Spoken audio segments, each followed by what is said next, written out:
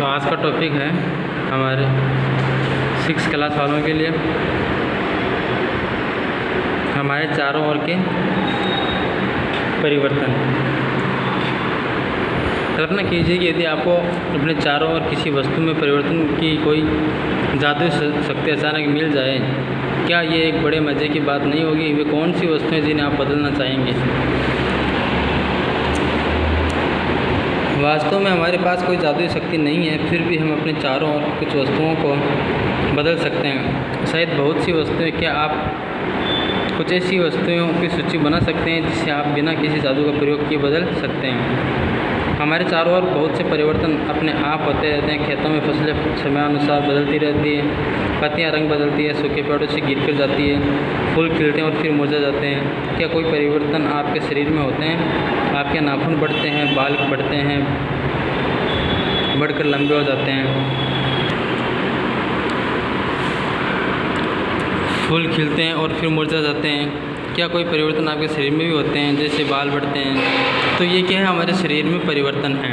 किसी की नाक लंबी होती है, किसी की मतलब पेट लंबा होता है, तो ये परिवर्तन हमारे शरीर में हो जाता है।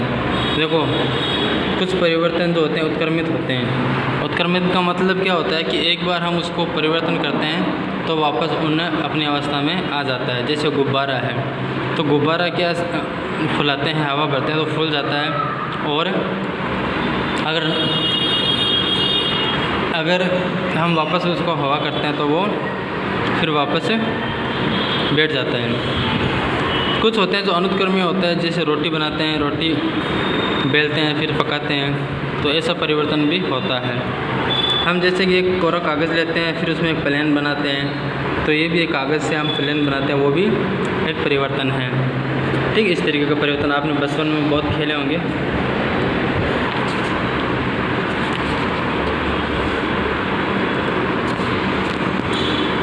देखो, ये रोटी है, रोटी हम आटा लेते हैं, पहले उसको गूंथते हैं, तो गुब्बारा अपने पूर्व आकार में अमाप में आ जाए।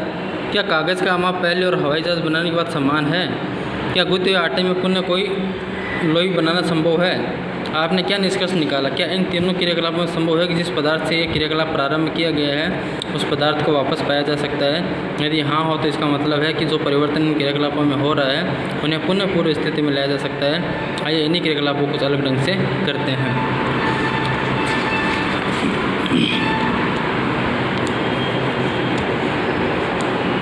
आपने कुम्हार को अपने चाक पर काम करते हुए देखा होगा, वह मिट्टी के ढेर को बर्तनों में बदल देता है। क्या यह परिवर्तन उत्क्रमित किया जा सकता है? जब मिट्टी के बर्तनों को भट्टी में सेकते हैं तो इस परिवर्तन को उत्क्रमित किया जा सकता है।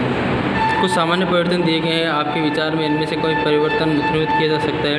हमने देखा कि परिवर्तनों के वर्गीकरण का एक तरीका है, ये देखा जाए कि उसे उत्क्रमित किया जा सकता है। क्या परिवर्तन करने के अन्य तरीके हो सकते हैं? हम सभी से मिट्टी को खोदने वाले औजार देख सकते हैं। क्या आपने इन औजारों में देखा है कि लोहे के फलक को कैसे एक लकड़ी के हत्थे पर नजर दिया जाता है?